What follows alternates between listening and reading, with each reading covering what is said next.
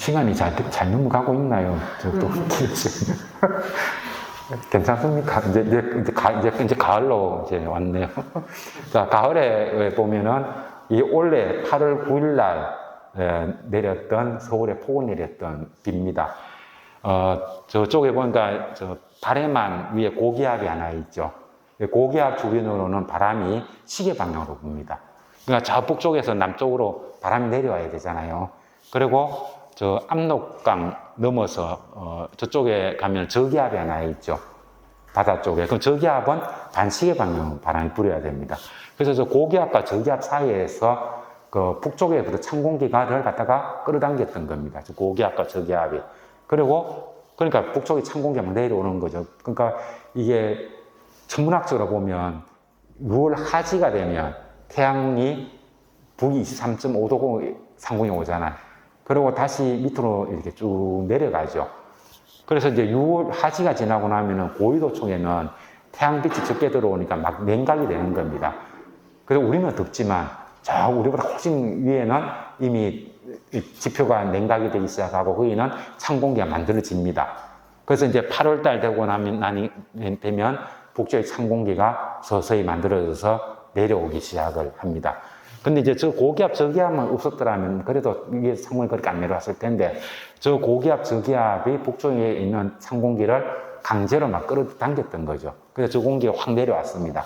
근데 남쪽에는 저 고자, 저 일본 옆에 고자 있는 게 있잖아요. 저게 북태평양 고기압입니다. 저 세력이 남쪽으로 쫙 덮고 있잖아요. 그러니까 밑에 위에선 찬 공기가 내려오는데 남쪽의 북태평양 고기압은 매우 강성한 겁니다. 그러니까 저 두 개가 강한 전투를 할 수밖에 없죠. 그래서 내린 비가 서울에 8월 8일부터 9일 사이에 내렸던 폭우 현상, 시간당 115mm, 하루에 420mm 폭우가 내렸던 겁니다. 그래서 이런 현상 속에 이제 북쪽의 찬 공기와 남쪽 따뜻한 공기가 만나서 전선을 이루고 그렇게 비가 내리는 여름 장마 이후에 8월 이후가 만들어지는 저런 것을 가을 장마라고 얘기를 합니다. 근데 이 가을 장마는 우리나라 기상청은 되게 싫어해요. 저 가을 장마는 용어 자체를 안 씁니다. 왜냐면 우리 이제 민간에서는 가을 장마, 뭐 여름 장마 이런 용어를 알고 있는데 원래는 저 가을 장마가 여러분들 연세 드신 분들 좀 있는데 옛날에는 8월 15일 말복 정도 되면은 이상하게 찬 공기가 딱 내려오면서 여름이 끝나버리는 기억이 있을 겁니다. 왜냐면 이미 그때가 되면 8월에 되면 북태평양 고기압이 남쪽으로 일본 열도 밑으로 내려가 버립니다. 그리고 북쪽에 찬 공기가 내려오거든요. 그래서 이게 가을 장마라고 하는 것은 일본의 장마지 우리나라 장마가 아닌 거예요. 물론 과거에도 가끔씩 가다가 우리나라 한반도에서 저게 형성돼 가지고 비를 한 며칠 내리고 남쪽으로 내려가고 그러고 나면은 아주 그 천고마비의 가을이 쭉 이어지긴 했습니다.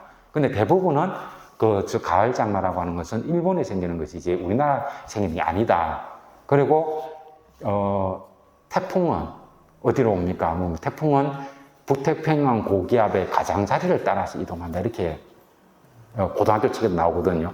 그러니까 가을에 생기는 태풍, 8월 이후에 생기는 태풍, 이거는 북태평양 고기압 가장자리를 따라서 가니까 당연히 일본으로 가는 거죠. 그래서 우리나라의 가을 태풍이 온 거는 1959년에 사라오 태풍 이외에는 2000년대 이전에 우리나라로 온 건 없어요. 근데 2002년 태풍 매미부터 해가지고 루사 이런 것들이 이제 막 올라오기 시작하고 최근에는 보면은 가을에 태풍이 안 올라오는 해가 없습니다. 그게 바로 북태평양 고기압이 가을이 되어도 이제는 일본 열도 밑으로 안 내려가고 우리나라를 덮고 있다. 예, 그러니까 이게 바로 여름이 길어졌다는 얘기하고 똑같은 얘기입니다. 여름은 북태평양 고기압이 우리를 덮는 지역이라는 겁니다. 그리고 이제 태풍이 여름 태풍은 효자 태풍. 항상 그런 건 아닌데 여름 태풍은 효자 태풍의 가능성이 많고 가을 태풍은 사람을 죽이는 태풍입니다.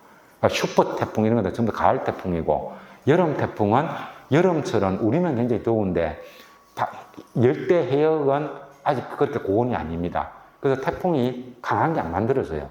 그래서 여름철에 어떤 해는 효자 태풍이라는 거 하면 여름철 장마철에 비가 많이 안 올 때가 있거든요. 400mm 올 때 있잖아. 그럴 때 태풍이 올라오면은 여름 태풍은 바람이 강하지 않기 때문에 다른 피해는 안 주고 비만 잔뜩 내리는 겁니다. 그러니까 효자 태풍이라 얘기하는 거죠. 근데 가을이 되면은 이번에 흰남노 올 때도 이게 우리나라 남해안 수온도 31도가 넘었거든요. 그러니까 어마어마하게 강한 태풍이 만들어지고 그게 올라오면은 거의 뭐 근데 큰일 나는 거예요. 그게 슈퍼 태풍인 거예요. 근데 그 슈퍼 태풍이 우리나라 쪽으로 찾아오는 그런 기압 패턴이 만들어졌다.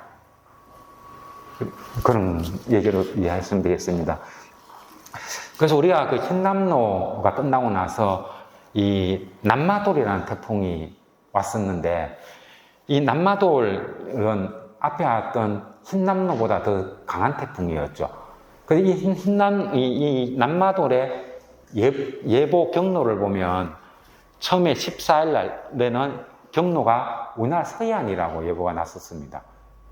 그랬는데 다행히 북쪽에 찬 공기가 많이 내려오면서 이걸 방향을 확 틀어가지고 저기 휴수에서부터 급변을 해가지고 일본 쪽으로 갔거든요. 그래서 이게 이제 우리나라 쪽으로 왔더라면 우리나라가 이 위험 반은 오른쪽에 접어들게 되고 저기 흰남노가 더 강했고 이렇기 때문에 큰 피해가 날 수가 있었던 거죠.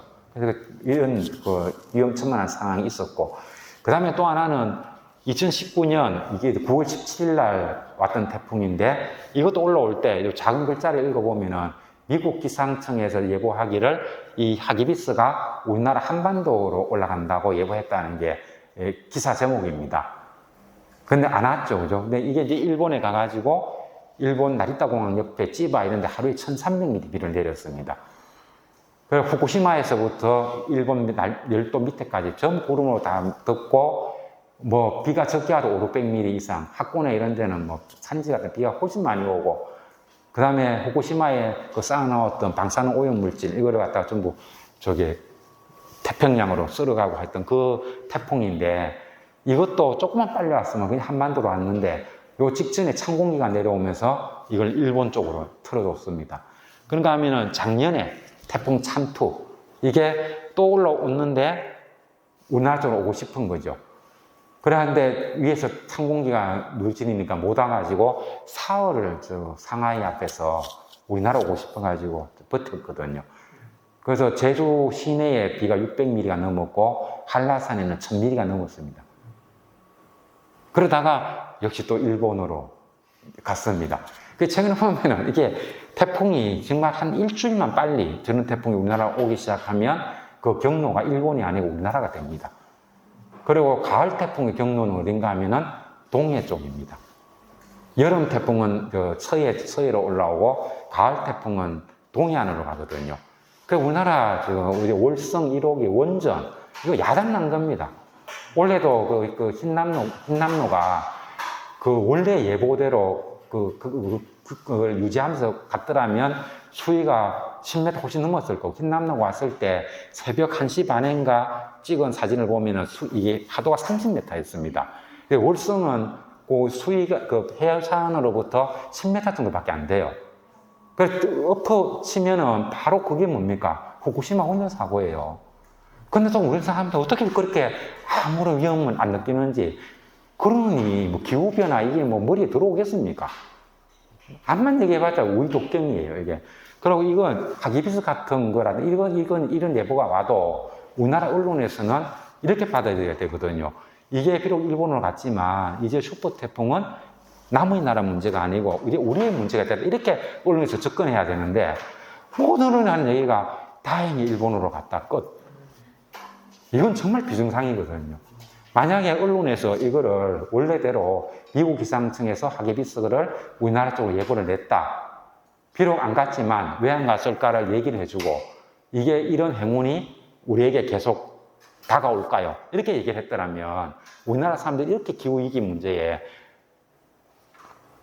이렇게 생각이 없을 수가 있을까 하는 겁니다. 그러니까 우리나라가 첫째로는 학교의 환경교육을 다 없애버렸죠. 2009년 이명박이 되고 난 다음부터 학생들 환경을 몰라요. 기후변화 교육 안 시켜요. 이게 문제가 있고 두 번째는 언론이 엉망인 겁니다. 이게 제대로 현상을 갖다가 깨뚫어보지 못하고 그저 이게 뭘 시간별로 해가지고 기상청이 잘 맞췄니, 못 맞췄니, 미국이 잘 맞추니, 뭐, 일본이 잘, 이런 얘기만 자꾸 하고 있거든요. 그래서 이래서 안 된다. 근데 우리나라 언론 개혁은 정치 때문에 문제만이 아니라 이런 사회 현상을 갖다가 정면을 바라보지 않는다는 것. 이런 점에서 우리나라 언론들은 굉장히 아무리 비난을 받아도 부족하다고 생각을 합니다.